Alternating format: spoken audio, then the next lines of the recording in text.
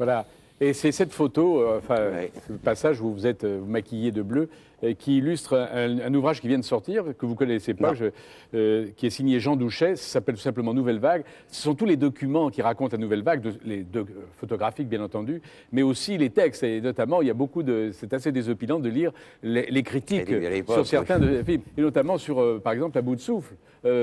C'était pas unanime. Hein, Ah non, non, tout le monde croit toujours qu'À bout de souffle a été encensé, et pas du tout, ça a été très... Permettez-moi de vous l'offrir. C'est gentil, merci beaucoup. Et alors? Et c'était attaqué beaucoup. Hein. Oui. Moi-même, je me faisais attaquer aussi. Hein. Oui. Donc, c'est avec le temps que les gens ont trouvé ça très, très bien. Mais quand vous avez tourné À bout de souffle, est-ce que vous aviez conscience de tourner un film qui allait être très important, qui allait même être historique? Non, je vais être tout à fait honnête avec vous, mais alors, pas du tout. Je m'amusais beaucoup. Parce que... Vous pensez qu'à vous amuser.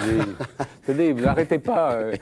Non, mais écoutez, vous auriez rigolé aussi, parce que quand même, on tournait, il n'y avait pas de son, et il y avait... Le caméraman souvent était... Vous savez, il y avait encore des petites voitures, des postes poussés, alors le caméraman était planqué là-dedans. Là, justement, Harold Tribune, on descendait sur les Champs-Élysées, comme ça.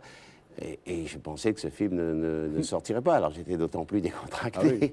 Sincèrement, non pas que je prenais Godard pour un imbécile ou un type qui n'avait pas de talent, mais moi, le peu de cinéma que j'avais fait, il y avait du son, il y avait des... Oui. Donc, ça, et la script, il l'avait foutu à la porte, il n'y avait pas de script, il n'y avait pas de son témoin, il n'y avait rien. Je me disais, ce film-là ne sortira pas.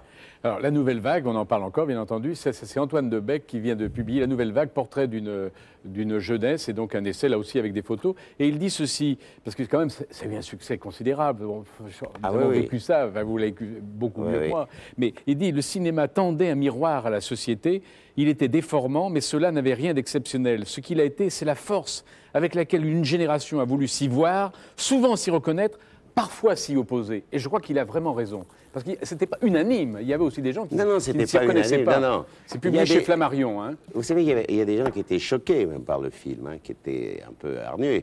Et vous avez montré Pierrot le Fou aussi. Mais Pierrot le Fou a déclenché aussi une sorte de hargne chez les gens. Hein. Vous savez, beaucoup après, on m'a dit pourquoi vous ne tournez pas avec Godard? Mais à l'époque, on me disait pourquoi vous tournez avec Godard? C'est vrai ce que je vous dis. Hein. Quand j'ai fait Pierrot le Fou, beaucoup de producteurs dans le cinéma m'ont dit mais vous êtes fou, pourquoi vous retournez avec ce type?